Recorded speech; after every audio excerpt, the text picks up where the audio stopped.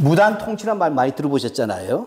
그 다음에 1919년부터 이른바 문화 통치 시기라고 하잖아요. 문화 통치 시기. 근데 이게 언제 끝나는지가 좀 애매해요. 그런데 여기에 뭐가 있냐면 1931년 9월 18일 만주사병, 만주사병이라는 말도 이상해요. 만주 침략이죠. 정확하게 얘기하면. 용어도 우리가 정리가 안 됐어요. 그 다음에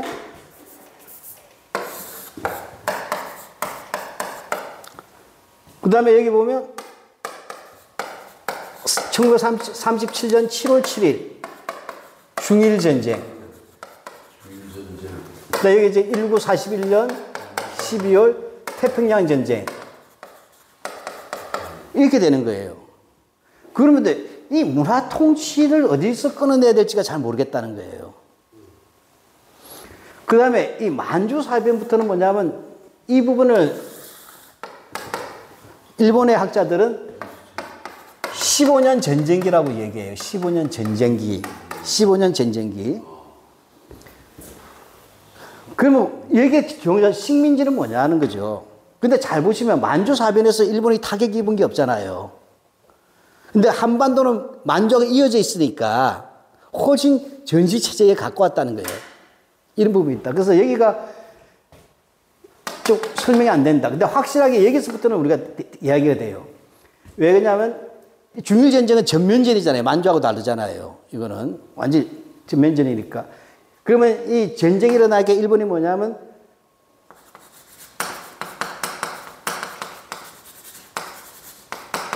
국민총동원법을 만들어요. 이거 전쟁이 났다는 거죠. 그러면 이것이 언제 적용이 되냐면 1938년에 적용이 된단 말이에요. 그렇게 되니까 여기서 뭐냐면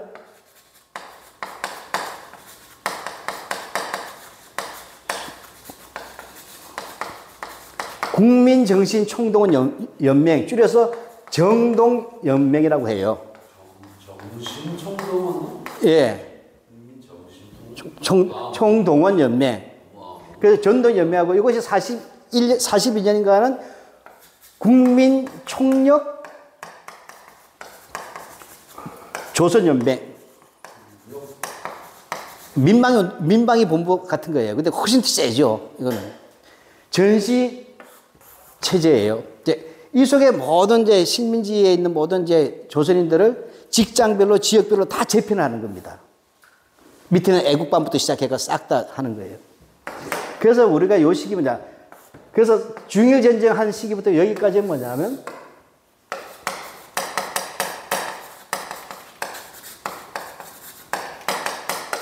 전시총동원 시기라고 얘기하는 거예요. 교과서에서는. 그때 기준은 엄밀히 하면 38년도부터지만 중일전쟁부터 해도 별 문제는 없잖아요. 그죠?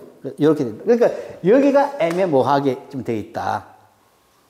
그리고 우리가 여기를 뭐라고 하냐면 보통 요 시기를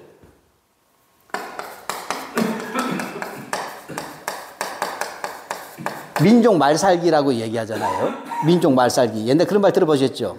왜냐, 창씨 개명하고, 그 다음에 쉽게 말하면 조선어도 금지시키고 이런 일들이 요 시기에 바로 전시총동원 시기가 민족 말살기였다. 이렇게 보는 거잖아요. 그 어떤 사람은 이 시기를 그래서 암흑기라고 얘기해요. 암흑기. 암흑기라고 얘기해요. 이거는 큰 틀에서, 그러니까 아직까지 우리는 이 시기에 대해서 제대로 정리를 못하고 있다. 라고 보시면 되겠어요. 그러니까 문화통치는 대충 30년까지로 끊어서 보고, 여기는 이제 기만적인 문화통치 이렇게 우리가 얘기하는 거죠. 그죠? 되어 있어요. 자, 이 암흑기라고 옛날에 썼었어요. 근데 지금 이 부분에 대해서 이제 아니다는 이야기가 나오는 거예요. 뉴라이트는 이 암흑기라고 보지 그러니까 여기서 뉴라이트가 바라보는 시각이 있고, 여기 또 하나는 고대 변은진이라고 있어요. 변은진. 팔사막도 들어보셨어요? 변은진. 그것도 나름대로 서클 활동을 좀 했던 친구인데, 이 친구의 박사 논문은 이 시기 암흑기가 아니고 활발하게 항일투쟁했던 시기로 봐야 된다. 보도가 안 나왔을 뿐이다. 이렇게 보는 거예요. 그래서 이 시기에 왜냐, 보도 통제했을 거 아니에요. 전쟁이니까. 다만 저항의 양상이 유언비어 이런 양식이었다는 거지. 전쟁이 되니까. 또는 태업, 파업, 스트라이크 이런 식으로. 한데 하여튼 뭐 이렇게 돼 있어요. 그러니까 이제 통계에서 이 암흑기라고 하는 시각에 대해서 뉴라이트는 뭐냐면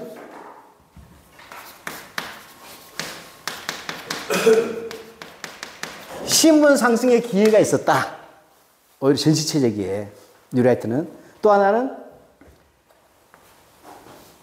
뭐 징병 징용이 아니라 하여튼 노동력 동원이 있었잖아요. 그죠? 병력 동원도 있었잖아요. 이게 나중에 가면 이제 징병으로 가는 것은 44년이고 그 징용은 1944년도에 되는 거예요.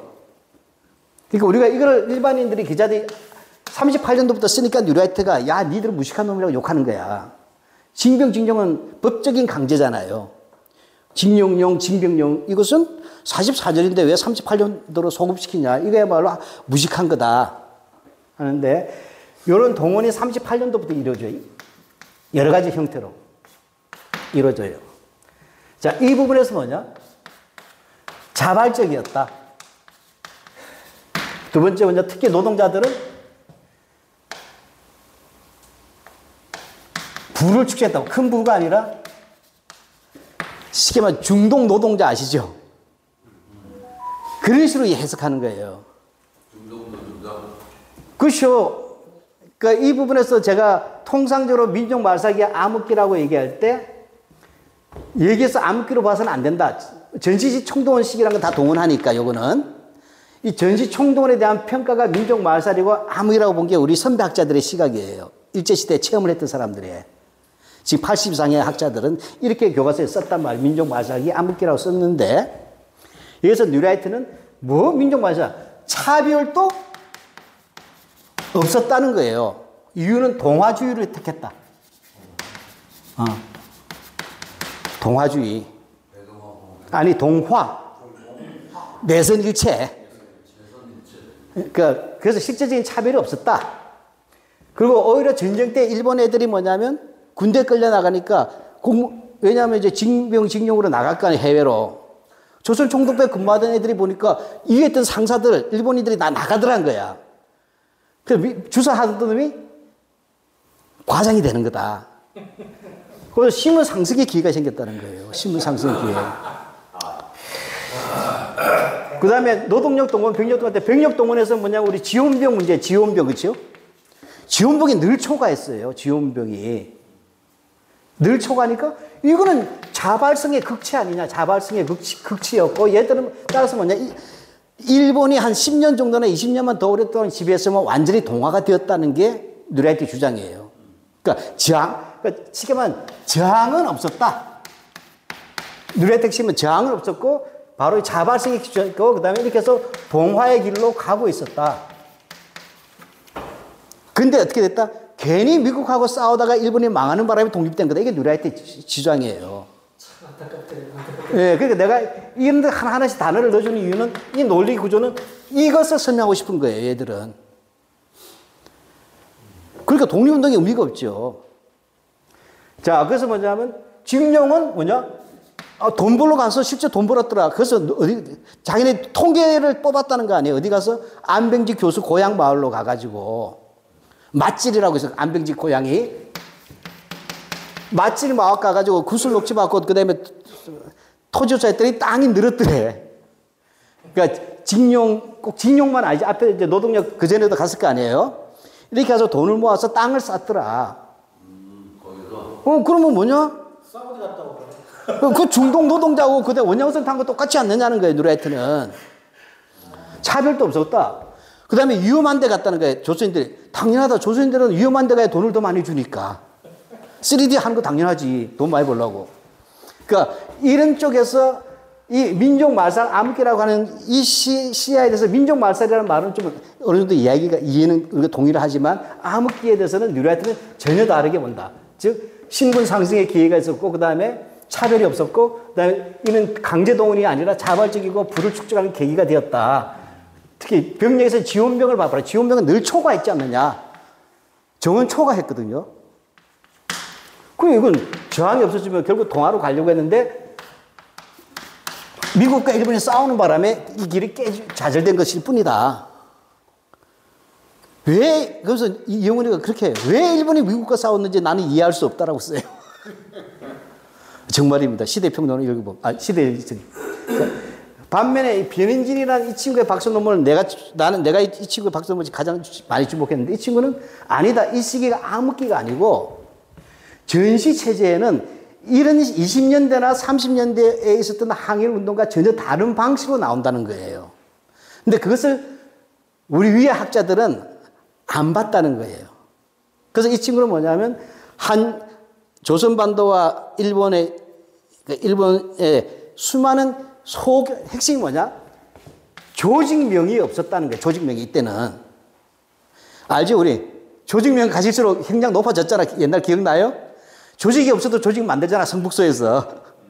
그래야 조폭도 그렇죠. 단체 결석이 있으면 확 올라가 형량이. 그래서 이 시기엔 조직 명칭을 만들지 않았다. 소규모였고 분산적이었다. 여기에 적극적인 부분도 있었지만 적극적인 항의를 모색하는 부분도 있지만 소극적인 데 소극적. 소극적인 데는 소규모가 있고 개인적인 저항이 있었다.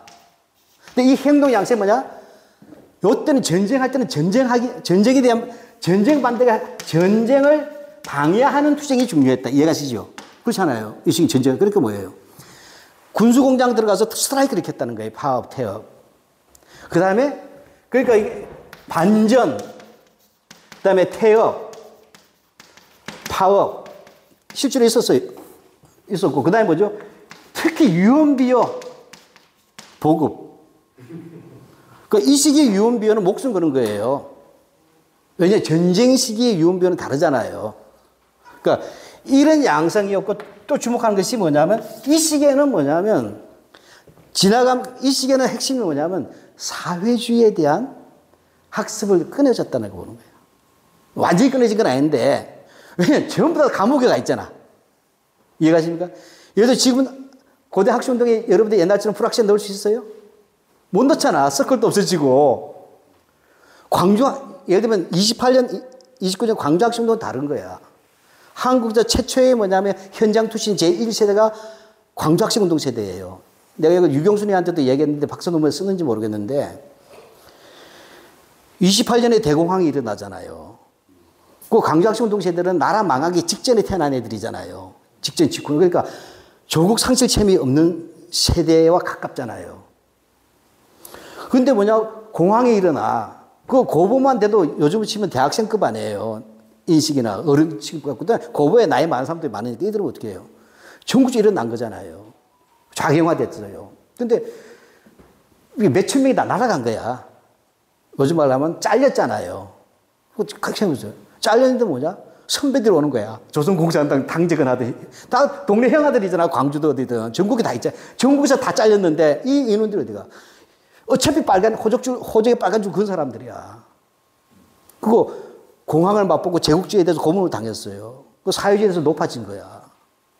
그러니까 그 형들이 조직해서 이들을 어디로 가요? 공장에 데려가고 농촌에 데려갔잖아. 이게 30년대 혁명적 농민조합 노동조합 운동의 핵심 세대가 돼요. 그 이들이 언제 대장이 돼요? 해방 공간에 전농하고 전평의 지도부를 이 사람들이 하는 거예요. 이들이야말로 진정하게 뭐냐면 지하활동과 지역대중동을 하면서 살아남은 그룹들이에요. 근데 이들이 뭐냐면 감옥에 많이 갔을 거 아니에요. 근데 그 위원회가 단절이 돼버려. 예를 경성 꽁그룹 같은 경우에도 전국적인 지하주주 가야지 옛날처럼 선 타다가 다 달려 들어가. 이것은 뭐냐? 그런 속에서 뭐냐면 사회주의 운동이 약화되고 전쟁이라는 시기가 올라오니까 민족주의가 다시 나오더라는 거예요. 민족주의가. 그러니까 예를 들면 1928년에서 30년대 초에는 금서 중에 하나가 이광수의 흙이었어요. 이광수 흙이 금서인 적도 있어요? 그럼 운동권 금서지. 운동권 금서. 잘 생각해봐요. 그러면 우리 동문님들이 80년대에 농활 가보신 적 있잖아. 우리 두 개가 보니까 야학도 부딪혔죠. 야학도 검정고시 야학하고 노동야학이 충돌하잖아요. 그렇죠? 그리고 우리가 서울로 가는 길 이런 것들 같은 것은 뭐냐면 노동야학에서 나온 거잖아요. 농활도 두 가지가 있었던 게 봉사활동 농활이 있었고 그다음에 계급운동에서 같은 농활 두 개가 충돌하잖아요. 일제시대 그게 가장 강하게 붙으신 게 분화로드예요. 광주학생운동 이후에 민족주의자들 보니까 이거 큰일 나겠거든. 그러니까 농촌 계몽운동 해야 되겠다 해서 분화로드로 갔잖아요. 그게 뭐냐면 홍보 책자가 흙이야. 상록수는 어떤 역할이에요? 그거 잠깐 들어보세요. 그러니까 이 이광수가 썼던 흙은 뭐냐면 대중작가잖아. 이거는 농활 가서 썸 타는 얘기인데 우리 맞아 죽잖아. 우리 80년대 같은 그렇죠? 그것도 꼭 누구야? 보전 법대 출신 주인공이 허순이가 그러니까 뭐 내려가가지고 뭐야 봉사활동 하다가 유순인가 하는 여자하고 희약까지 하는 거잖아. 맞잖아요. 그렇잖아요. 그렇게 해서 그게 분화로드를 제재로 한 소설이 팔렸어요. 근데 여기에 대해서 뭐냐면 이것은 뭐냐면 쉽게 말하면 농촌 계몽운동이잖아요. 담배 피지 말 거, 그 다음에 도박하지 말 거, 마누라 때리지 말 거, 그 다음 한글, 여기 하나 중요한 건 한글 보급이 하나 있었지만. 근데 뭐예요? 좌파들은 그거 반대했잖아요. 반대하고 이런 뭐예요? 혁명적 농민조합을 건설하러 간 거야. 광주학생 운동 세대가. 그러니까 이 두 개가 충돌하는 거예요. 학교에서는 또 두 개가 충돌해요. 학교에서도 언더하고 민족주의가 충돌해요. 이때 학교 내 언더그라운드가 반제동맹인 거야. 우리 고대도 있었잖아요. 반쪽밭투시 한 다음에 반제위원회 그런 게 있었단 말이에요. 다 일제 때 다 나온 거야. 그러니까 이렇게 되는 거예요. 그러니까 두 개의 계급운동, 민족주의 계급운동이 경쟁하던 시기거든. 이때 상록수는 뭐냐? 현장 투신인 거야, 일종의. 분화로드는 뭐죠? 흙은 희약까지 하러 온 거잖아요. 그래서 처녀 마음만 올려놓고 온 거죠. 선마을 선생님 스토리잖아, 이미자에. 이렇게 된 거예요. 이렇게 되는 게 뭐예요? 30년대 중반 이후에 이광수는 아니다. 이미도 친일로 갔고, 그래서 금서였어요. 근데 40년대에 들어가니까 춘천 농업고등학교에서 언더가 만들어진 거야. 이게 민족주의 사회주의 할 거 없어. 왜? 달라진 거예요. 좌파냐 우파냐가 아니라 다 군대 끌려가게 생겼잖아. 징병징용에. 그러니까 사회주의냐 민족주의냐가 관점이 아니야. 내 코가 석자인 거야. 일제한테. 특히 배운 놈일수록 먼저 가게 돼 있잖아. 지원병으로. 그러니까 뭐예요? 네가 공산주의냐 사회주의냐 아니라 어떻게 하면 이 전쟁의 위기를 벗어날까. 그러니까 청년운동이 다시 고조돼. 청년운동이 다시 고조가 되는데 20년대 좌빨 청년운동 있잖아요. 하고 달라지는 청년운동인 거야. 20대 청년운동은 거의 뭐냐면 좌빨 운동이거든. 우리 예를 들면 나사청 이런 거였다고. 나사청만 해도 순한 거지. 그 정도만 해도. 20대 청년운동은 거의 뭐 전국적으로 접혔어요. 그걸 본뜬 게 나사청인데 세상이 바뀌어버린 거야. 시민운동한테 뺏겨버린 거지. 한국 청년운동 연합회도 다 깨졌잖아요. 근데 여기서는 뭐냐면 청년운동이 다시 뜨는데 이들은 청년운동인데 예민한 스포츠. 전쟁의 가장 직접적 피해자가 되는 거예요. 청년들은. 그렇죠? 그러니까 이 청년들이 다시 나서야 되는 거야. 근데 옛날 같은 대중적 청년 조직을 못 만드니까 어떻게 돼요? 속여왔는데 여기에는 공동의 운명 같은 사회주의 민족주의가 다 같이 모였다는 거예요. 그러니까 강령이 어떻게 돼요? 좌우 분열됐었는데 30년대 이후에 다시 합쳐지더라. 그러니까 강령을 보면 젊은 애들이 복잡하게 12월 퇴제 이런 거 몰라. 12월 퇴제를 옛날에 외웠단 말이야. 옛날 공산주의자들은. 다른 아니더라도 그 강령들이 있어요. 그 소련의 그 코민테 지령이지. 37년대 뭐냐면 산골짜기에서 어떤 청년이 농민이 자기도 이제 혁명적 농민 조직을 만들어야 되는데 강령이 없는 거야. 자기 강령을 몰라. 수성하다 보니까 옛날에 공산주의 운동했던 어른이 하나 50대 노인이 살아남은 거야. 그래 가서 물어봐서 그 사람이 구술해 준 거 적어서 그 강령으로 쓰던 시대예요. 37년도만 하더라도.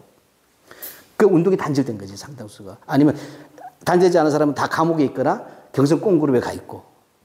그 이들이 합의를 할 수밖에 없죠. 낮은 수준에서. 그래서 민족주의와 사회주의가 다시 결합되는 양성의 청년운동이 나왔다. 이렇게 보는 거예요. 그리고 이들이 수많은 운동을 해왔는데 이때 뭐냐면 춘천 농구에서 학습 커리큘럼인데 이광수의 흙을 보고 다 울었다자 감동받아가지고.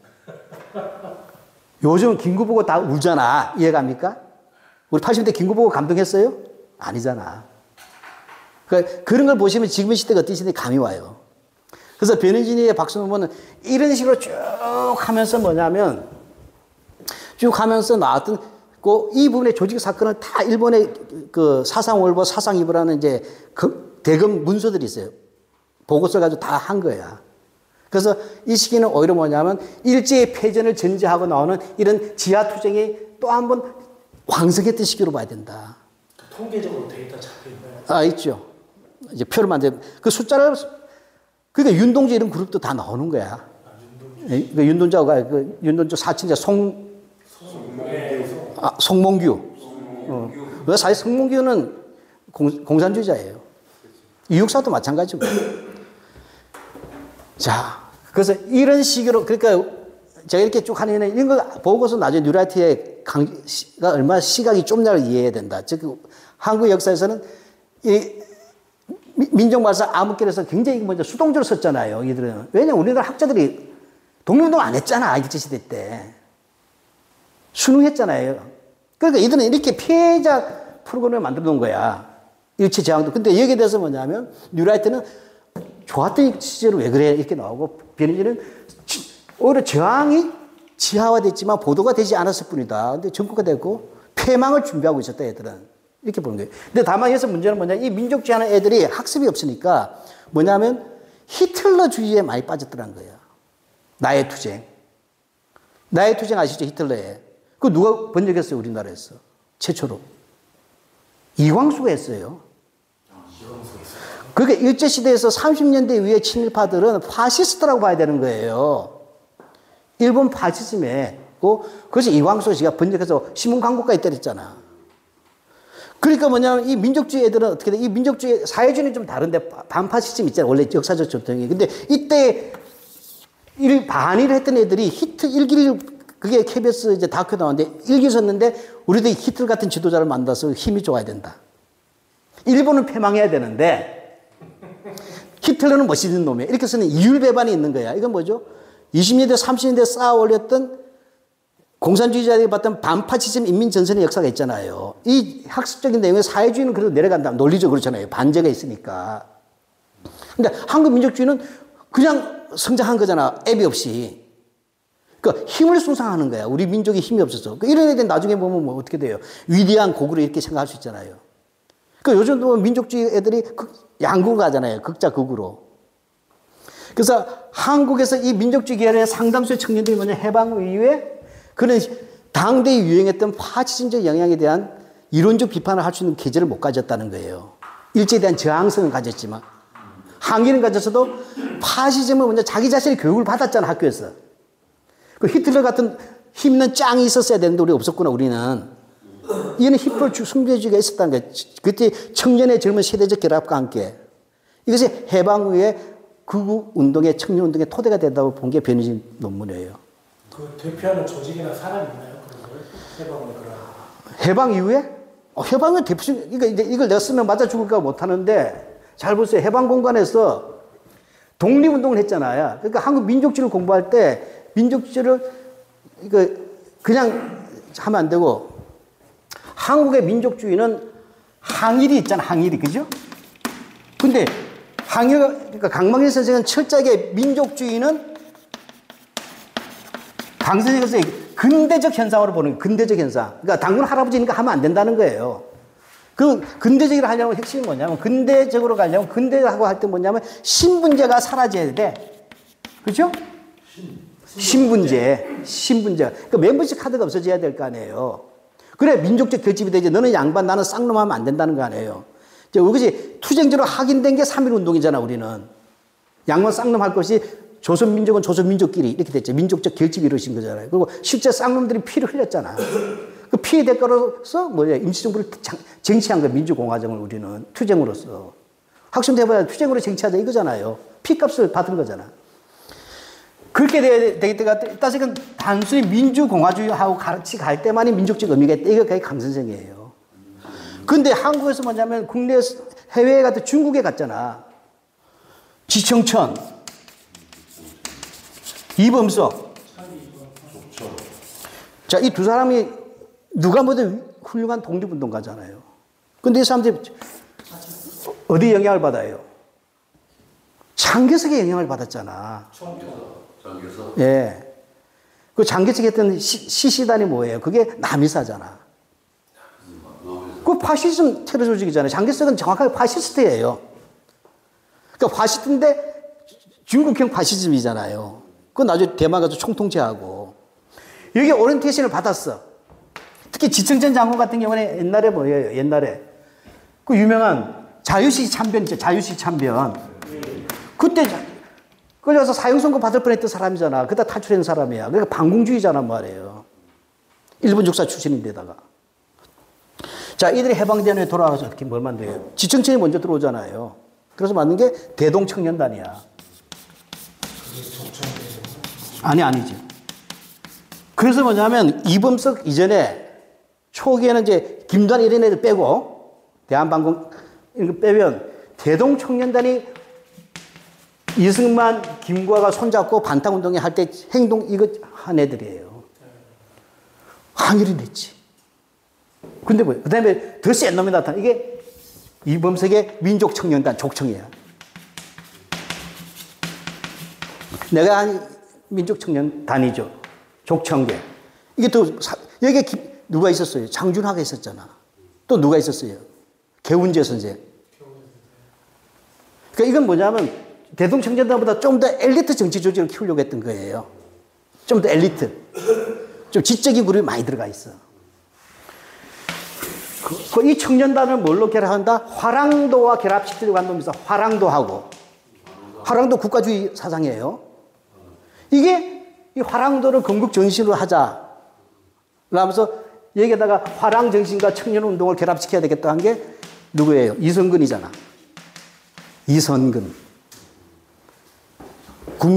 교육원장. 그 다음에 박정희한테 2년 동안 청와대에서 국사교육 한 놈이에요. 그 이성근이라고 있어요. 만주 협파에 친일파예요. 그러니까 이들이 있다는 거예요. 근데 이승만이 나중에 통합시키잖아요. 그죠? 대한청년단으로. 대한청년단. 요 시기가 나오면, 요 시기의 무대는 뭐죠? 나오면 그것이 바로 태백산맥 시대 때 염상군가? 그 동생.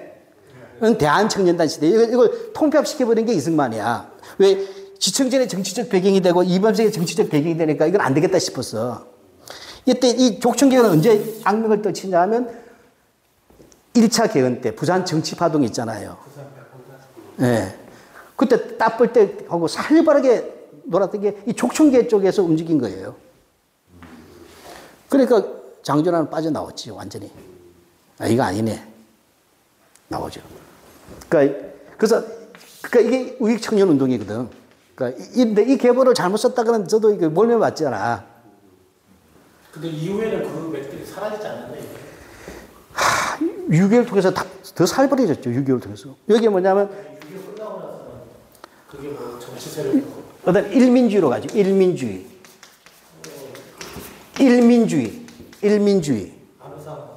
이승만이가 이 50년대 가서 이승만이가 자기가 인기가 떨어졌잖아. 이거 다시 롤백 시켜야 될 때 인연적인 게 필요하잖아요. 그러니까 누가 붙어? 이게 안호상이 붙는 거야. 안호상은 진정한 의미의 국가주의자예요. 오소독스 항일 국가주의자야. 이 사람이 원래 한국의 정통군구야.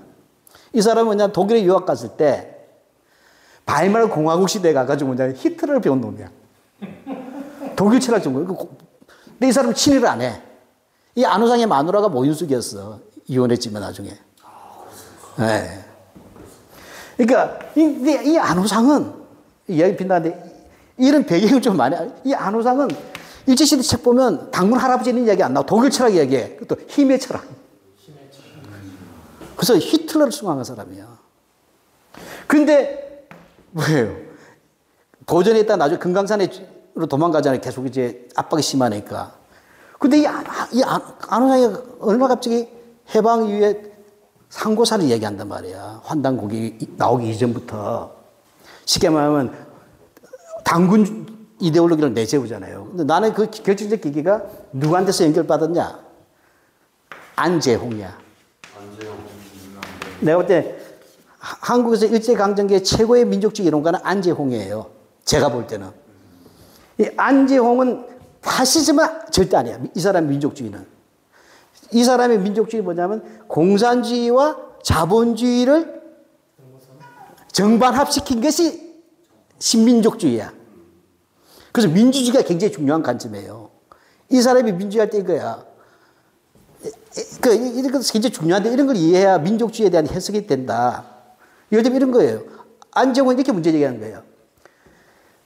최남선 단계는 그냥 길 가다가 아이고 산신님하고 죄라는 놈이잖아. 부르의 고도가 있고 백두산에 무슨 문화가 없게 얘기한다. 근데 최남선은 문화적 민족주의자란 말이에요. 그리고 무속적이잖아요. 사실은 굉장히 신비주의적이고 토속적이야. 그러니까 안정은 와세다 대학 정경학부 출신이야. 근대적인 공부를 하고 온 사람이잖아요. 그래서 장인이렇게 내가 보니까 민족주의는 필요한데 길 가다가 바위 보고도 뭐 저라는 이 최남선 같은 분을 보면 퍽이나 싱거운 사람이기도 하고 하면서 나는 민족주의를 근대적으로 해석해 주겠다는 거예요. 토속적인 게 아니라 근대적으로 하겠다. 그때 안정의 접근은 뭐냐? 막스 공부도 좀 해요. 하다 보니까 막 노트필까지 했는데 하다가 중간에 끊었더라고 보니까 이 사람이. 이런 거예요. 이 사람은 세계사의 보편 법칙을 인정해야 된다는 거예요. 민족주의자도. 그러니까 보편과 특수 논쟁에서 한국 사회도 보편사의 원리 속에 있다. 중세의 본건이 있고 프랑크 핵심이 근대로 가는 출발점은 프랑스 혁명이잖아요. 그렇죠? 근데 문제는 소비에트 혁명이 일어났잖아요. 17년에. 이 두 개를 어떻게 해석하느냐 문제에서 가는 거예요. 안재홍은. 그러니까 안재홍 같은 경우에 프랑스 혁명은 뭘 했냐. 자유는 획득했다는 거예요. 이때 근대적 개념 자유. 자유는 보편적 가치라고 본 거죠. 해결적 입장에서. 근데 뭐가 안 됐다? 부르주아 독재였다고 보는 거예요. 안재홍은. 그러니까 이건 그런데 이 부르주아지만의 독재였기 때문에 뭐가 안 됐다? 평등이 없어졌다. 이해갑니까? 그러니까 결격 사유가 있다는 거예요. 이 결격 사유가 있다 보니까 자유는 있었지만 평등을 획득하지 못하니까 소비에트 러시아 혁명은 필연적으로 얘기하는 거예요. 이게 김구하고 달라지는 거예요. 그게 뭐냐? 여기서는 뭐냐면 평등은 달성했다는 거예요. 평등은. 근데 프롤레타리아 독재라는 것은 자유를 포기한 거 아니냐. 이해가시죠? 즉 자기가 볼 때는 자유와 평등이라고 하는 것은 두 개의 개념은 인류의 보편적 가치고 이게 근대로 갈 때 확 획득돼야 될 가치인데 우리는 지금 서구의 발전 단계를 따르고 있다. 서구를 따르고 있는데 보니까 프랑스 혁명도 불구 아니냐. 러시아 혁명도 불구 아니냐. 따라서 뭐냐?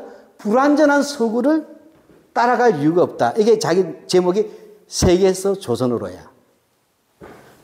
따라서 조선은 뭐냐? 이 프랑스 혁명과 소비에트 러시아를 양자하여는 자유와 평등을 동시에 달성해야 되는 것. 이것이 바로 내가 말하는 신민족주의고 신민주주의다. 이렇게 얘기하는 거예요.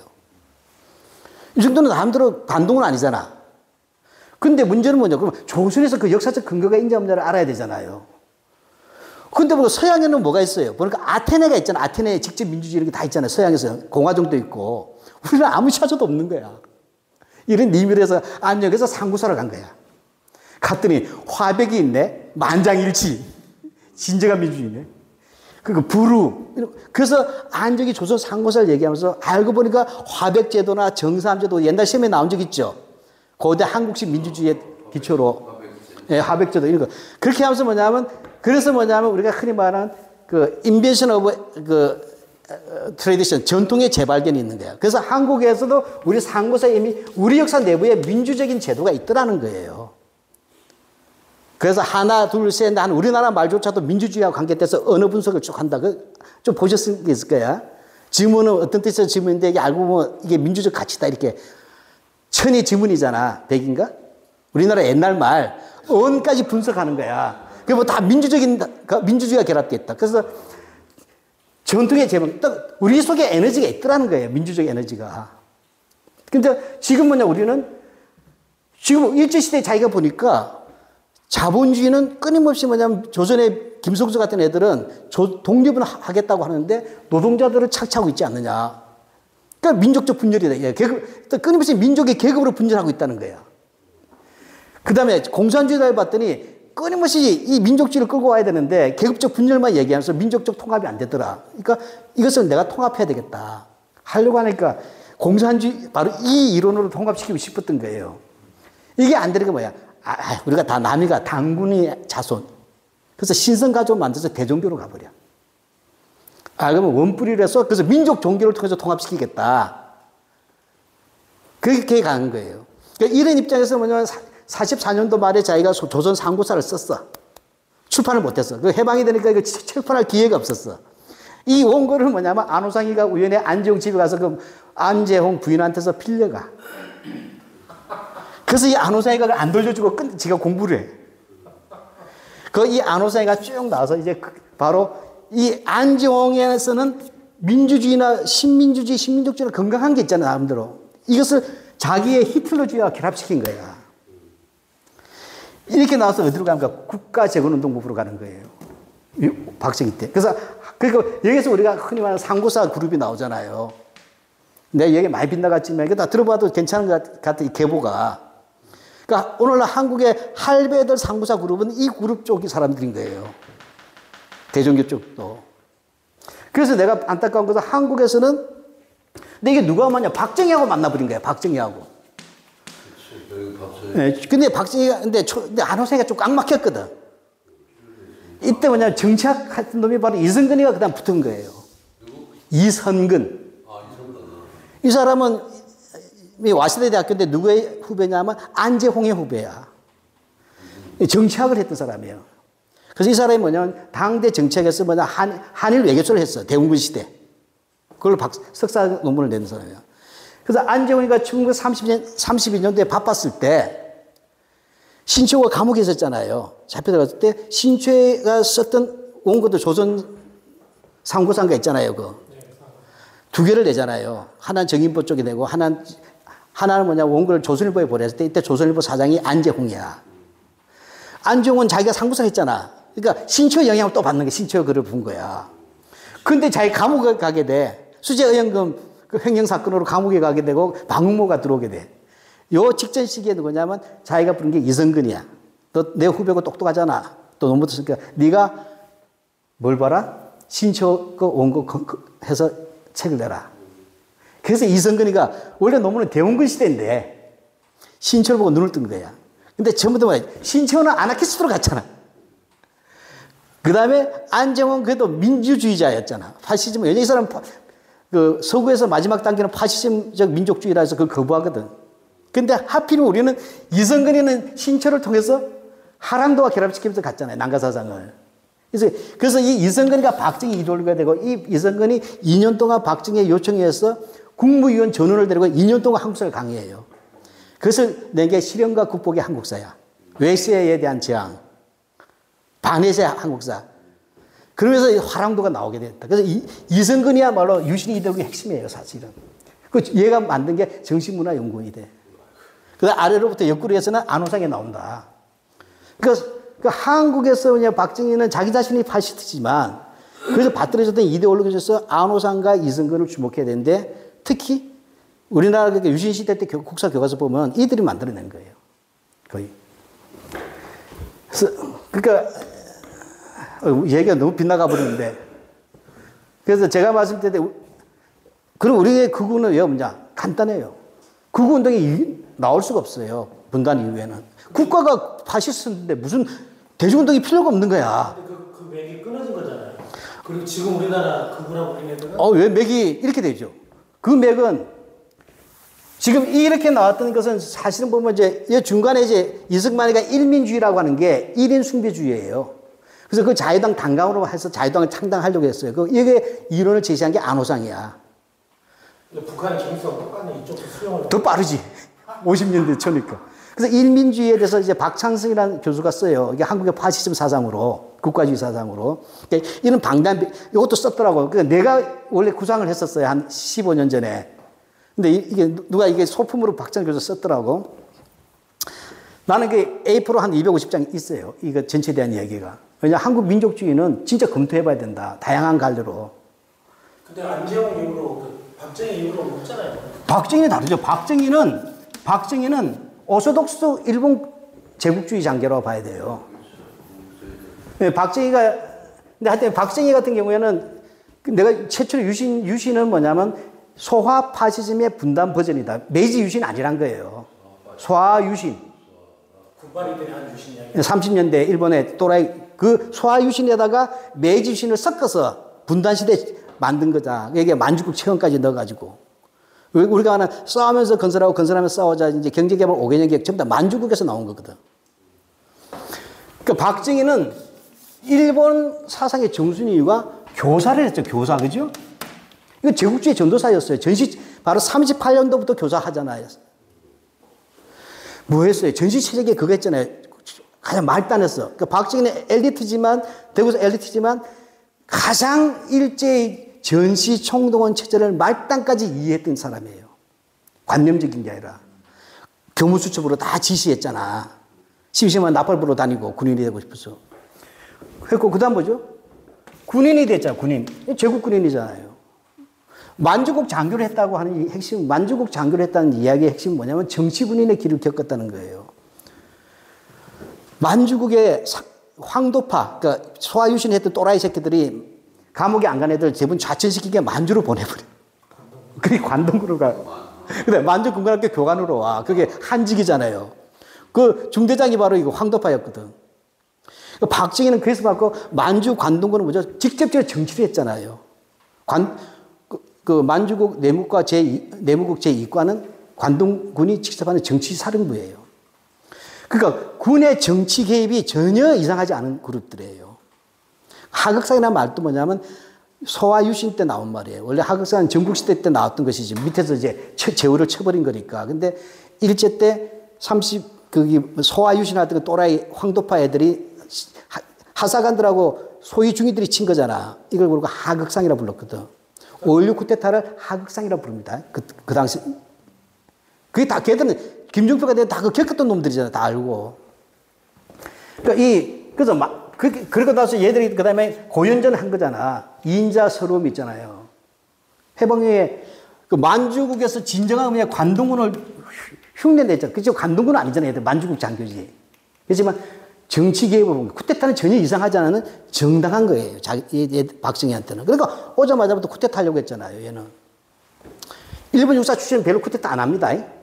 천황을 모시고 있을 때 애들인데 갔어. 충성이 중요한 거지. 그러니까 이종찬은 안 하잖아. 5.16 쿠데타 반대하잖아. 이종찬.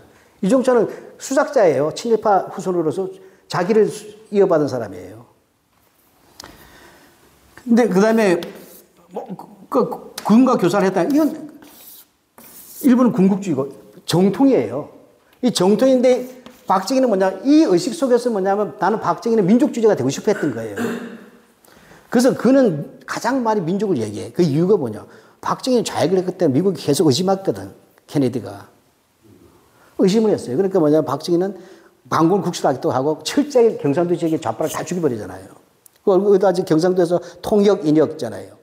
딱 그 영남 라인하고 호남 라인이 약해요. 그 박정희 다 알아. 한 달 그러면 다 아는 거야. 네.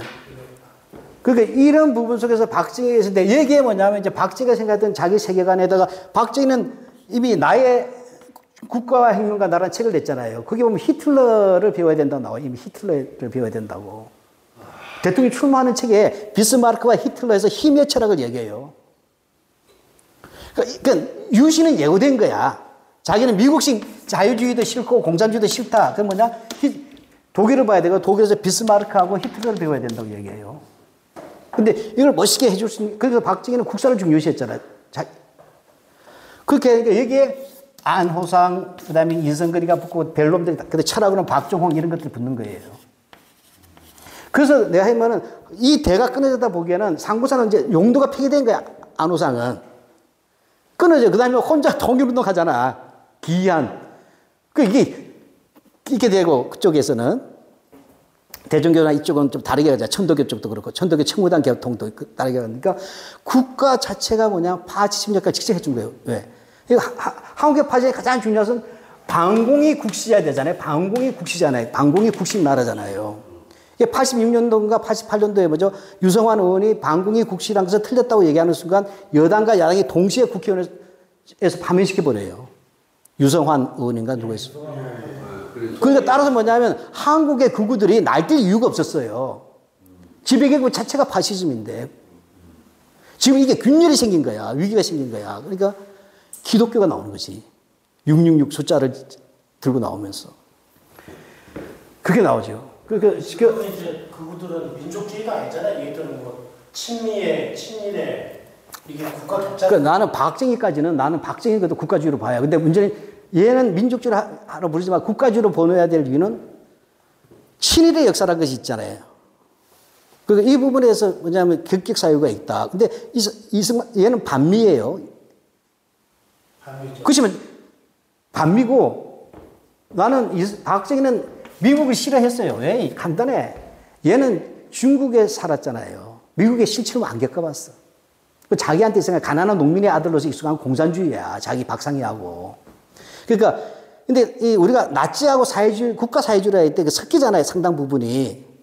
사회주의라는 개념에서. 그래서 우리는 파시즘하고 스탈린의 전체주의 다들 얘기도 많이 얘기하죠. 그러니까 박정희는 자기가 익숙했던 된장맛의 그 국가주의자지만 박상희의 영향 속에서 자기가 배팅할 때 소련의 유력을 본 거예요. 만주에서.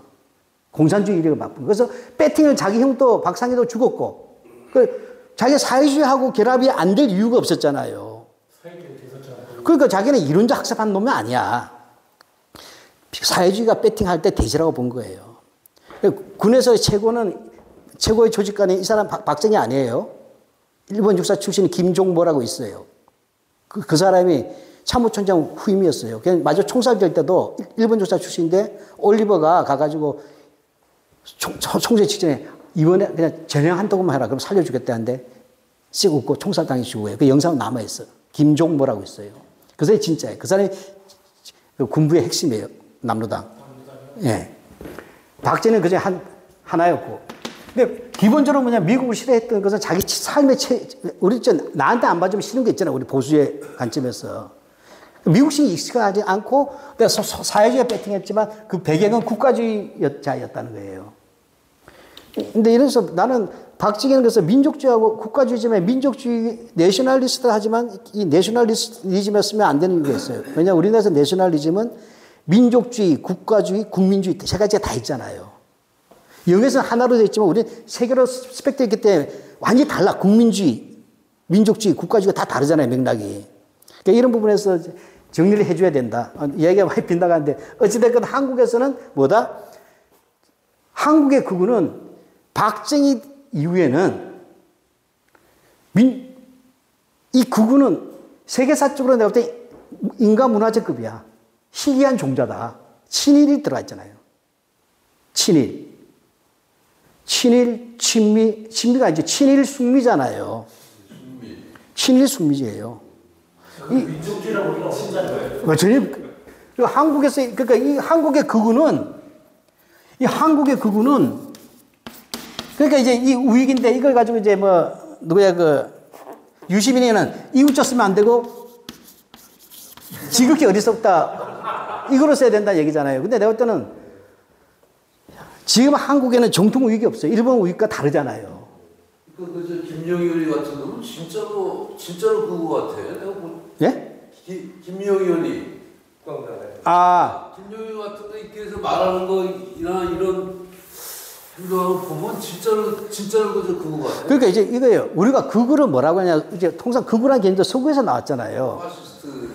그러면 일단 극우라고 할 때 첫 번째는 뭐냐면 극우라고 할 때는 첫째로 뭐냐면 반공이 핵심이에요.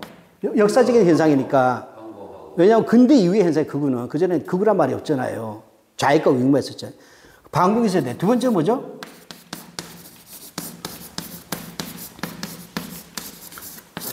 정당 정치를 부정합니다. 정당 정치. 그러니까 민주주의를 부정한다고 보면 되겠죠. 세 번째가 파시즘과 비슷하죠. 힘의 논리를 숭상하잖아요. 근데 네 번째가 뭐냐? 국수주의예요. 여기서 우리가 다 걸려. 우리 국수주의가 없잖아요. 사대주의잖아. 이 사대주의 국구란 게 희한한 거란 거예요. 사대주의 군부. 예, 그러니까 우리는 뭐냐면 이 반공지상이에요. 이게 종교가 돼 있잖아요. 그죠? 한국의 기독교에서도 극우 기독교는 하나님을 지금 반공을 믿는 거잖아요. 그러니까 이 반공지상주의라고 이거 하나 있고 이 나머지 같이 따로 이게 반공 때문에 이것이 부정되는 거예요. 한국의 극우는.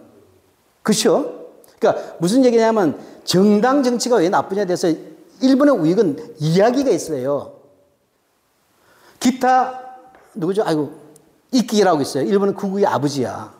그는 왜 나는 정당 정치를 거부하는가라는 글을 써요. 기타 있게 황도파의 아버지 되지만 본인 자신도 오히려 이제 버림받지만 그 또라이 구구들한테. 그러니까 구구 사상가들은 히틀러도 그래. 나는 왜 의회를 부정하는가? 왜 힘이 맞는가? 이런 얘기 다 쓴단 말이야. 근데 우리는 그거 없어. 반공 때문에 부정한다는 거잖아요. 그러니까 이 반공 결국 분단 의식이라는 거예요. 분단 의식. 그래서 이 분단이 한국 사회의 원죄가 된다고 최초로 파악한 사람이 누구냐면 장준하예요, 내가 볼 때는. 한국의 민족주의는 장준하부터 시작한다고, 우파 민족주의는. 장준하는 정확하게 민족주의자잖아요. 네, 처음에는 족청에 있다가 왜냐면 이범석 라인이거든, 장준하가. 왜냐면 OSS 할 때 이범석 있었던 광복군 제2지대잖아요. 왜냐면 제3지대는 김학규인데, OSS 요원들이 서로 자기 좌파가 있잖아.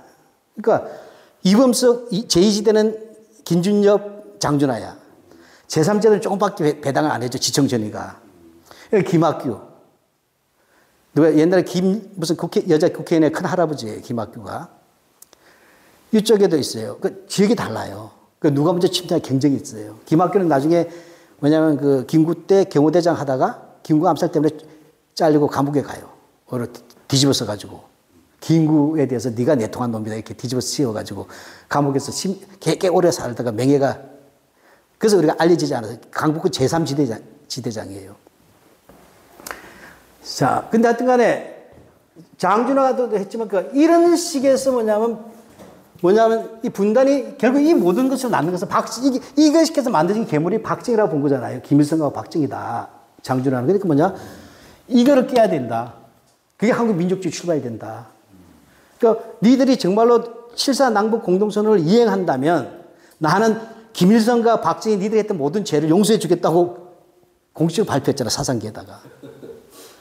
그래서 앞으로 우리 민족에서 이 북한의 주체 사상이나 남한의 유신 독재나 오직 하나 이 7.4 남북 합의 선언서를 지키냐 안 지키냐는 요주경 거를 보면 이들이 사기인지 아닌지 알 수 있다고 최초로 예언한 사람이 장준하예요. 그래서 처음에는 박정희 일시적으로 지지를 했었어. 그러다가 이게 아니구나 해서 100만 서명 운동하다가 나중에 죽는 거죠. 그러니까 나는 한국 민족주의 구성은 이쪽으로 가서는 안 된다. 이건 한국 극우의 계보로서 가야 되고 우파 민족주의는 장준하로부터 갈 수밖에 없다. 60년대에는. 근데 없지 않습니까? 나중에 80년대 주사파로 독서되고 민족주의 성향. 그러니까 한국에서의 민족주의 실종은 이제 80년대에 있어서 우리가 삼민주의 있잖아요. 그러니까 이제 나는 80년대 운동권들이 진정함의 좌파로 보지 않거든요. 상당히 민족주의가 결합되어 있다 보는 거예요. 그렇죠. 왜 그러냐면 다만 차이가 뭐냐. 민족에 발견할 때 전통 문화를 상당히 개선, 풍물도 하고 별거 다 했잖아. 그리고 일본 스시집 안 갔잖아. 저희는 콜라도 못 먹겠어. 그래. 그랬단 말이야. 근데 뭐냐. 핵심이 뭐냐. 박정희의 민족주의라는 게 사기라고 본 거잖아. 하고 그다음에 광주에서 반미가 일어났잖아요. 이 사고 속에서 뭐가 나와요? 이렇게 된 거야. 좆도 이렇게 돼버린 거예요. 우리는 아무것도 없네. 한국의 기성세대가 물려준 게 하나도 없었어. 근데 이 속에서 뭐냐. 우리 자체 정체성에 기초해가지고 그건 왜 그러냐면 우리 윗대하고 좀 달라요. 70대 중반 대들은 민족주의가 없어요. 민족주의가 뭐냐 63세대 때 나오잖아. 근데 그 지도자들이 전부 다 정치로 가면서 63세대 우리를 배신했다는 얘기를 많이 하잖아요. 그래서 나오게 희미한 옛사랑의 그림자라는 시가 나오게 되는 거예요. 황동규에. 문학적으로 보자면. 김동규였나? 희미한 옛사랑의 그림자. 그 시가 그래서 한 시대에 상징하는 시가 되거든.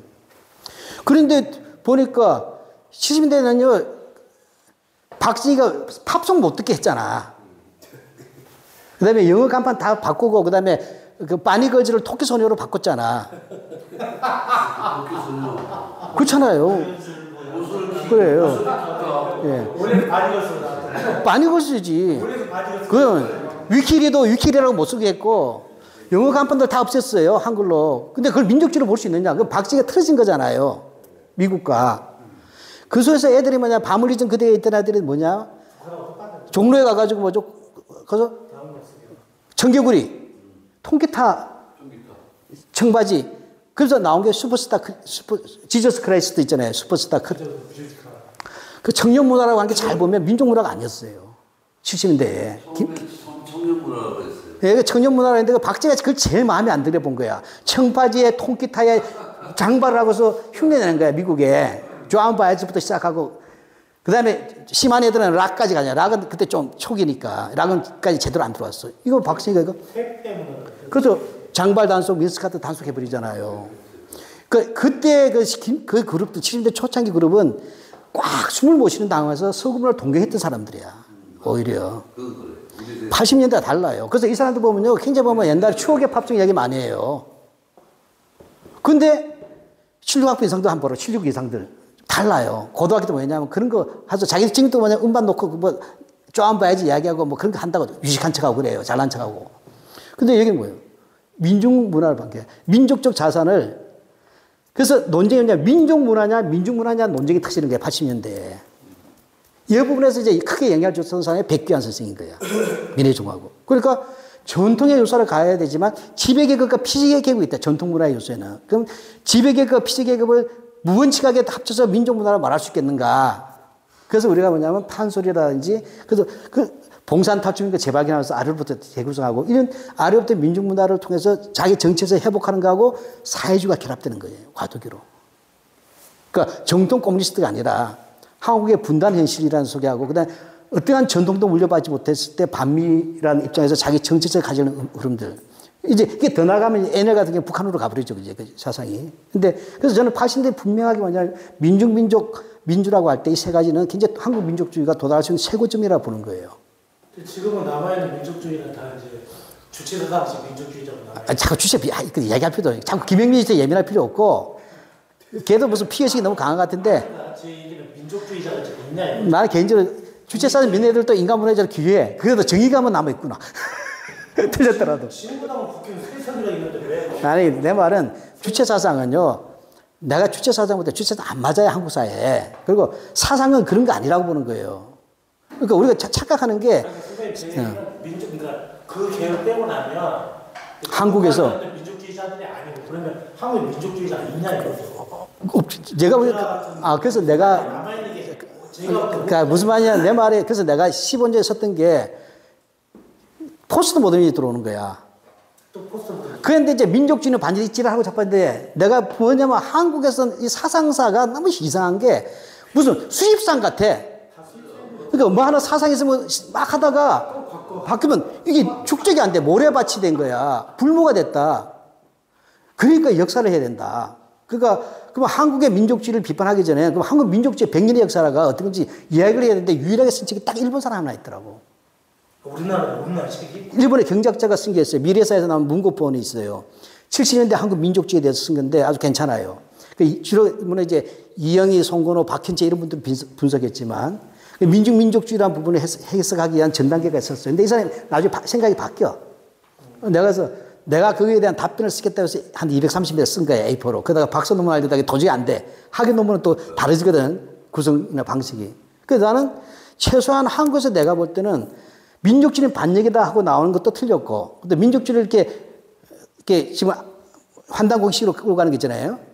종족주의, 또 뉴라이트가 씹는 반일 종족주의도 다 틀렸다. 민족주의는 굉장히 다양하다. 굉장히 다양한데 가장 큰 착오가 뭐냐. 한국에서는 이 민족주의는 트렌드지 정교한 사상이 아니에요. 잘 봐봐. 이제 80년대까지 저도 마찬가지지만 90년대까지 웬만한 역사적 논문은 아무개 하면 전부 다 아무개의 민족사상 이러잖아요. 민족주의자이냐 아니냐도 없어. 이해갑니까? 기준도 없이 독립운동 가면 다 민족사상이라고 쓰잖아, 우리가. 논문 제목을. 이게 굉장히 문제예요. 이 양반 오늘 강의 걸으니까. 그래서 저는 이 출발을 다시 하자.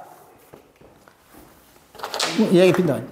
그러면 지금 한국의 민족주의는 사회주의가 몰락하지만 진보적 민족주의는 주사파라는 기괴한 행태로 수렴이 돼버린 거야, 이게. 그 다음에 PD는 애초부터 민족주의에 대해서 반감이 있었단 말이야. 이걸 이끌고 나갔던 이진경 같은 애들은 완전 서구적 사유체계 속에서만 재구성하려고 한단 말이야. 그러니까 걔들은 뭐냐면 이탈리아의 자유주의라든지, 그 다음에 심지어는 뭐냐면 이제 굉장히 포스트 모던한 것에 다 흡수하고, 니체까지 들어간단 말이야.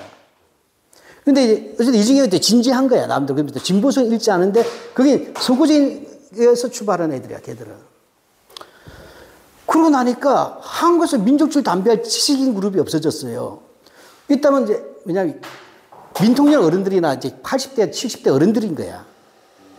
이따면 내가 볼 때 역사학교에서는 딱 한 명 있어. 이만열. 이만열 선생님. 이만열 선생. 누구 이만열? 이만열 선생님. 아이, 고맙습니다. 왜냐면 그 양반은, 고신계 신채호가 박사학위 논문이에요. 서울대학교도 신채호 옛날에 못 썼어요. 못 썼다고 해도 글을 쓸 분위기가 아니야. 이병도가 있었을 때는. 왜냐면 신채호가 이병도에 얼마나 싫었겠어요. 물론 이병도 그때 예를 들면 강방리 서울대들 강방에서 쓴 논문 인용 안 합니다. 옛날에는. 그럼 이병도 제자들이 어떤 놈들인데. 예. 그렇게 되니까. 근데 그 속에서 이만열 선생은 촌놈이야. 강방리 선생님 마산고등학교 6년인가 후배인데 고신계잖아요. 꼴통 기독교잖아. 어떻게 보면 창세기면 끝까지 거부했던 그랬던 꼴통이잖아.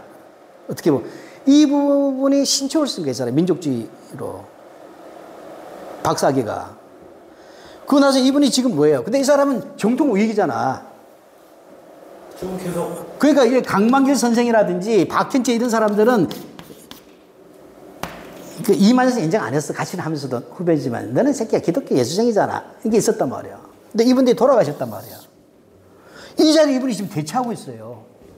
그래가지고 먼저 이분의 민족주의가 발전하고 있어요. 기독교 양심과 결합된 거야. 그 지금 뭐냐 하면 약산 김원봉 서훈 추진 운동하고 계세요. 근데 세월호 이거 있잖아요. 이거 달고 다니시죠 아직도. 거리에서 마이크 잡고. 약산 김원봉 동학. 그 다음에 뭐냐? 공산주의자 서훈 추진 운동하고 계세요. 그래서 하는 애 박 실장 이런 건 내가 해야 됩니다. 왜요? 내가 하면 아무도 날 빨갱이라고 안 보잖아.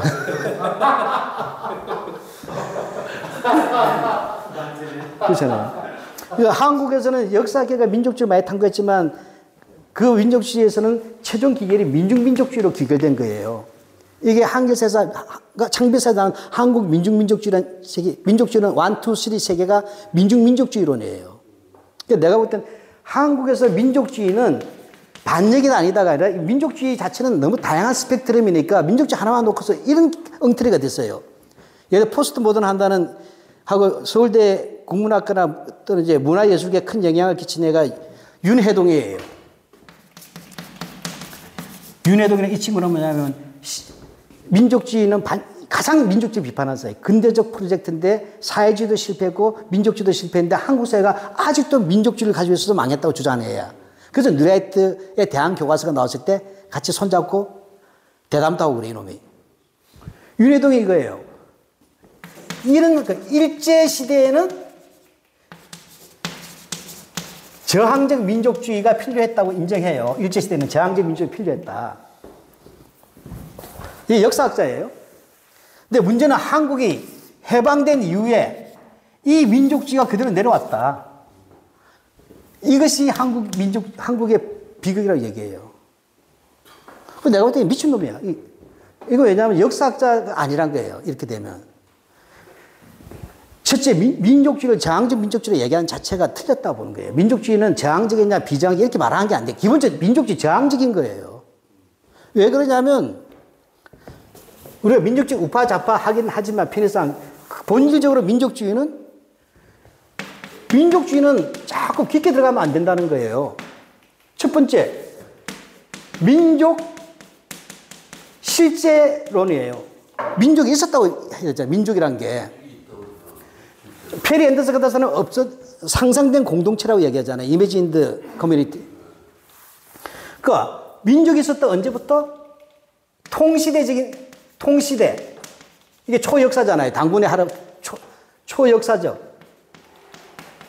이거는 당군 할아버지 때부터 있었다는 얘기잖아요. 또는 근대에 형성됐다. 근대 민족설이잖아요. 이 두 개만 있는 거예요. 두 번째로 민족 이해 득실론. 이익과 손해와 득실이 있어야 된다. 즉 민족 단위의 이해관계가 있어야 된다 보는 거잖아요. 이제 민족에서도 이익이 될 게 없으면 민족으로 모일 이유가 없잖아요. 그러니까 민족적 이익, 민족적 생존이 이겼어야 된다. 세 번째가 뭐냐? 이러한 민족의 실체가 있고 이 민족적 생존, 이건 진짜 생존의 문제잖아요. 그죠? 생존을 위해서는 뭐냐? 민족 단위의 정치 공동체를 통해서 안정적으로 유지될 수 있다. 이게 민족 국가설이잖아요. 이건 내 견해예요. 근데 나는 실제 민족이 있냐 없냐 민족의 개념 논쟁은 의미가 없다는 거예요. 문화 민족설이니까 다 이건 이데올로기인 거야. 오스트리아 같은 경우는 다민족 국가잖아. 그러니까 오토 바우어는 뭐야? 언어 가지고 얘기하는 거야. 독일말 우리 다 쓰지 않을까? 이런 거잖아요. 지역마다 달라. 우리는 뭐냐? 근데 별로 이사온 놈이 없으니까 헬런 가자 이런 거잖아요. 유대는 종교잖아요. 이런 식으로. 그러니까 그 민족이란 게 실제하냐 하는 민족의 개념 속에서 할 때 민족을 입증할 수 있는 방법은 하나도 없다는 거예요. 우리도 딱 잡종 교배일 텐데. 루시밖에 없지. 아프리카에서 만들어진 루시, 호모 사피엔스. 이게 민족 국가예요. 이 세 개를 인정하는 것이 민족주의다 해서 민족주의라고 너는 봐야 된다. 자꾸 여기서 이걸 이 안에서 자꾸 민족이 뭐냐 자꾸 넓혀버리면 너무 갈라져서 안 된다. 근데 있다고 믿는 것. 그 다음에 민족 단위의 이해관계가 있다. 그 다음에 이 이해관계는 민족 국가라는 정치적 공동체를 통해서만 보장받을 수 있다고 믿을 때 이것을 이끌고 나가는 것이 민족주의라고 본단 말이에요. 근데 문제는 이게 뭐냐? 내가 볼 때는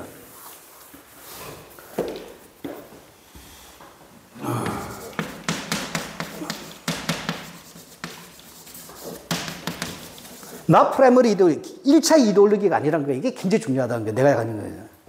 이걸 뭐냐? 세컨더리 이데올로기란 거예요. 예.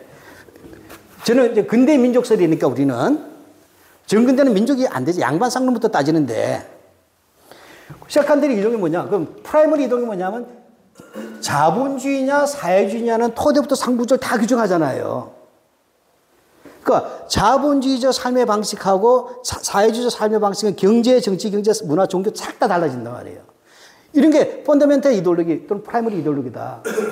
근데 민족주의는 뭐냐? 여기에 체제론이 없다는 거야, 내 말은. 이게 사회주의냐 자본주의냐 옵션이 없잖아요. 이게 중요하다는 거예요. 근데 지금 사회주의가 있나요? 아, 지금 요즘 봐, 지금. 그러니까 박힌재 선생은 이렇게 설명하자고 민족주의는 계급적 프리즘에 의해서 민족주의를 가장 많이 고민했던 게 박힌채거든. 그 박힌채는 민족주의는 계급적으로 간다. 그래서 우리나라에 세 가지가 있었다고 보는 거잖아요. 박힌채는. 19세기 말 의병 있잖아요. 19세기 말 의병. 이것은 지주적 민족주의다. 지주라는 계급을 반영하는 민족주의다. 그 다음에 안지용 같은 사람은 소부르주아적, 뿌띠부르주아 민족주의다. 그 다음에 소작쟁이 같은 거나 노동자 파업 같은 건 민족주의다.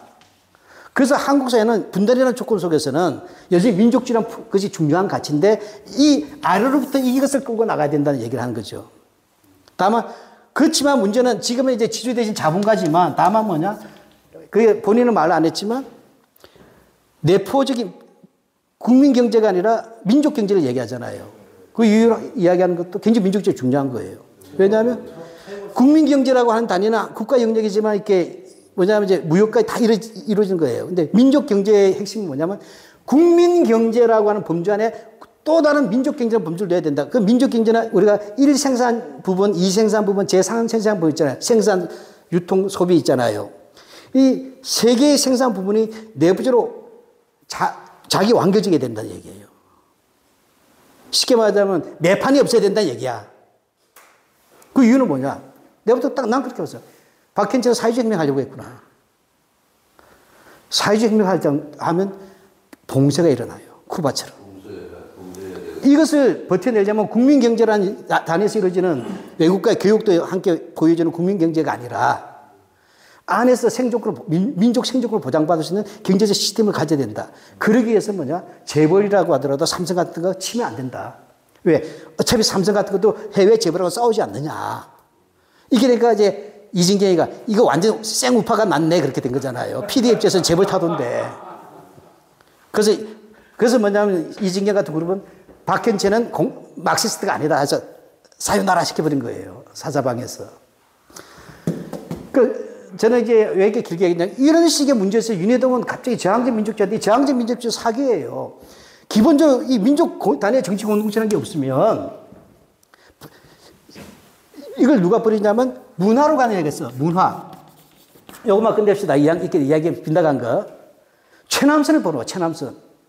제가 이 이데올로기가 왜 중요하냐면 앞으로 이제 뉴라이트가 저 기독교 광신도하고 결합할 겁니다. 기독교 광신도랑. 예, 이제 얘들이 어디를 붙냐면 김문수가 광화문 정광훈한테 갈 거냐 아니면 세계로 교회에 갈 것이냐 이도파에 이미 결합을 준비해 놨어요. 그럼 뉴라이트는 거기로 갈아탈 거야. 한국의 뉴라이트는 더 이상 뭐 이렇게 우파도 아니야. 기회주의로 가는 거거든. 괴물로 갈 거예요. 근데 이거예요. 최남선이가 30년대에 불합문화론이라는 걸 얘기해요. 불합문화론. 불합이라는 것은 뭐냐면 백두산이야, 백두산. 백두산인데 산이 있으면 여기에 물이 있잖아요. 그죠? 호수가 있어. 이렇게 해서 산 위에 못이 있는 것을 주역에서는 뭐냐? 함괴라 그래, 함괴. 함괴예요. 그러니까 산택함인가 그렇게 되겠죠. 택산함인가 그렇게 될 거예요. 그래서 불하면 백두산을 말해. 그러니까 이렇게 얘기한 거예요. 최남선은 일찍이 고대에는 동아시아의 위대한 보편 문화가 있었다.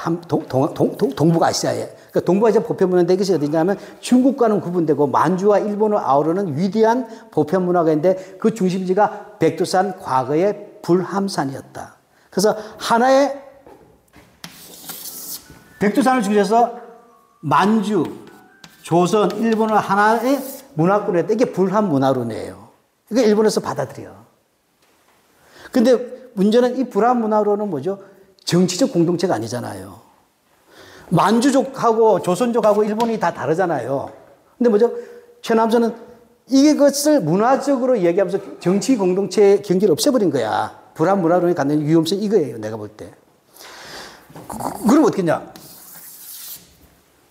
지금 우리가 일본 식민지로가 되어 있지만 다 알고 보면 다 불합 문화권 하나, 이거 하나의 고유 문화 아닌가.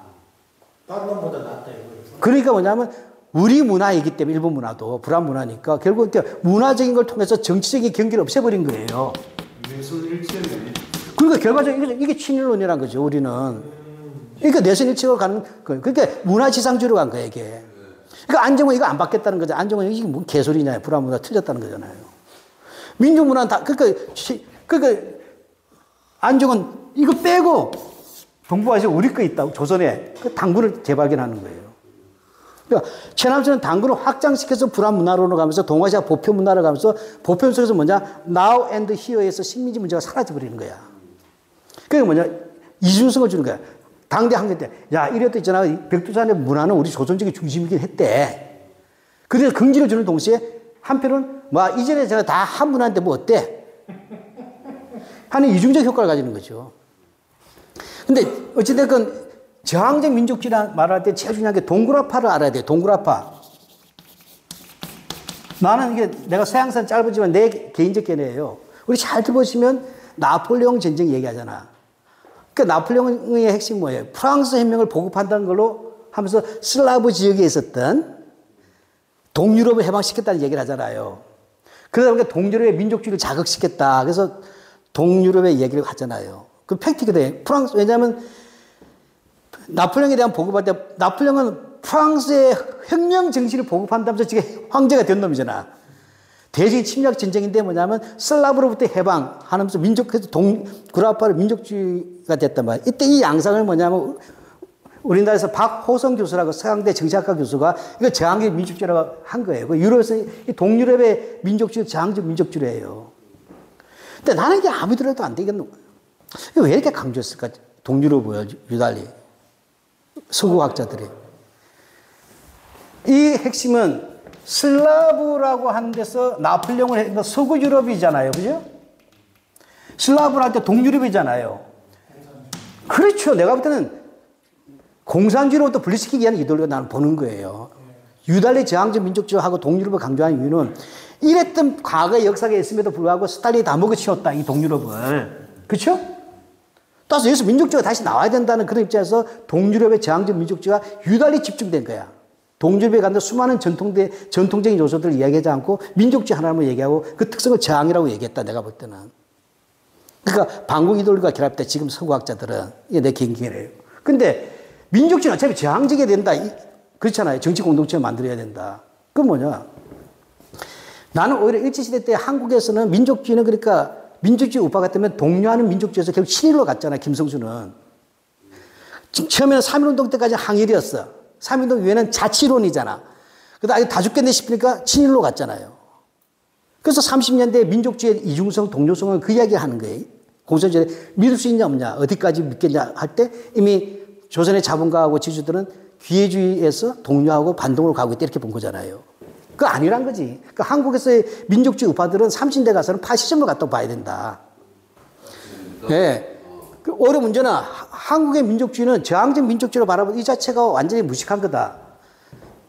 저항적인 민족주의가 아니라 이 민족주의가 민주주의하고 같이 못 갔다는 게 비극이라고 나는 봐야 된다는 거예요. 예. 왜냐하면 이 민족주의가 지청천이라든지 이범석 같은 경우에 그것으로 가고 이승만하고 다 결합되어 있잖아요. 즉 한국의 민족주의는 저항성에서 문제가 된 것이 아니라 가장 중요한 지표는 이 민주주의라는 문제에서 봐야 된다는 거예요. 민주 대신에 국가주의로 갔다는 거지. 그 이승만과 이 매개는 또 반공이 결합되어 있지 않느냐. 그러니까 이렇게 갔던 민족주의는 극단적으로 박정희한테까지 가게 되는 흐름이 있었다. 안재홍을 매개로 해서. 그 한국에서는 이러한 갈래는 국가주의로 가는 갈래였다. 여기에 대해서 이거는 민족주의가 아니라고 주장하는 사람이 누구냐면 장준하잖아요. 장준하는 박정희한테 너 가짜잖아. 김민종필 너네 새끼야 프랑스 파리에서 그냥 카페에서 와인 먹으면서 훌쩍거리는 로맨스 같은 민족주의잖아. 너. 그래가지고 62년도에 고대 학생회, 아니, 강당에서 김종필하고 고대 학생들끼리 민족주의 논쟁이 벌어지는 거예요. 역사적인 장소야, 고대 강당이. 민족주의에 관한 논쟁이 벌어져요, 4.19 이후에. 나는 그 부분에서 뭐냐면, 박정희와, 그러니까 JP도 똑똑한 놈이니까 논쟁하러 왔을 거 아니에요. 근데 넌 가짜야, 이렇게 얘기한 거예요. 그리고 장준하도 너 JP나 박정희도 가짜야. 프랑스에서 고급 호텔에서 와인에 훌쩍거려서 뭐 향수에 젖는 그 따위를 가지고 민족주의를 얘기하느냐, 이렇게 얘기하는 거거든. 그게 굉장히 중요한 논쟁이야, 고대 백년사에서도. 그러니까 이제 서울대학에서 민족주의 비판 연구가 나오고 거기에 있었던 놈 중에 하나가 유근일이잖아요. 지금 아버지가 올북했잖아. 유근일이는. 유근일, 조선일보 주표를 하던 사람 죽었죠. 아버지가 올북했어요. 아버지가? 네, 그럼요. 이문열 아버지 그렇고. 딱 그런. 예, 예. 근데 완전 조선일보 가서 개자식 됐지.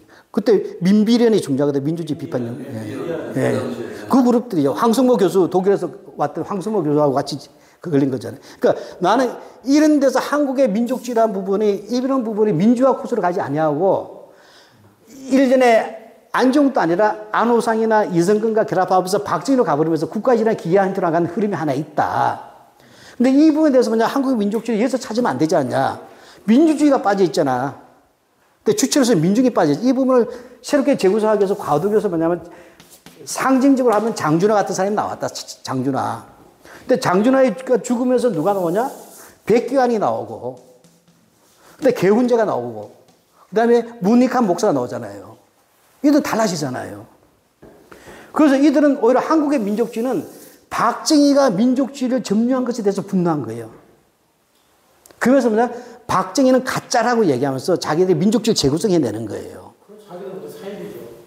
그리고 여기에 이영희 선생도 끼어들고 강만도 끼어들고 박현철 하면서 보니까 특징이 이렇게 해서 이루어진 게 민족주의인데 얘기는 보니까 사회주의도 수용하겠다는 거잖아요. 안에서. 그렇죠? 박현철은 정통 좌파잖아. 강만기 선생은 사회주의는 반드시 손잡아야 될 연합전선 세력이야. 이영희 선생도 나빼드잖아요. 송근호 선생은 좀 오소독사지만 그 사람도 되고. 이런 장준하는 죽었지만 이 일련의 지식인 그룹들이 뭐냐면 만들어내는 것이 이게 반유신에 있어서 출발이 된다는 거예요. 이게 우리들한테 뭐냐면 한국 민족주의 계몽주의 시대가 되고 우리가 그 세례를 받았다는 거예요. 그러니까 송건의 민족지성의 탐구부터 시작되잖아. 네. 그리고 이렇게 나오고, 그래서 이렇게 나온 민족주의는 전혀 뭐냐면 다르더란 거예요. 세계사적으로 내가 볼 때 주목해야 된다. 왜 주목해야 되냐면, 이게 서양에서 말했던 민족주의와 전혀 다른 거예요. 왜냐하면 일단은 사회주의에 대해서 비적대적이잖아요. 그죠? 특히 이건 통일 문제가 또 게재가 돼 있죠. 통일 문제가 있잖아요. 그러니까 사회주의 적대할 수가 없는 거예요. 그 다음에 노동자, 농민에 대해서 이익을 대변했잖아요. 그 다음에 민족주의는 감성적이잖아요. 근데 우리 알지만 이영애 선생은 뭐예요? 우상과 이성. 이게 상당히 이성적인 거예요. 그렇잖아요. 물론 일본이나 미국에 대해서는 민족 자주론이잖아요. 근데 무엇보다도 뭐냐면 한국에서는 제일 큰 문제가 자유주의의 타락이에요. 이거는 한국에서는 자유주의가 타락한 거예요. 이게 굉장히 심각한 문제예요. 있었죠. 언제야? 그게 상징이 50년대 사상계야. 50년대 사상계는 반이승만 했잖아요. 근데 이게 60대가 되면 사상계가 점차적으로 사상계 했던 그룹들이 신상초 고대 교수 이런 사람들이 전부 다 반공으로 가요. 70대니까. 장준하만 남는 거야.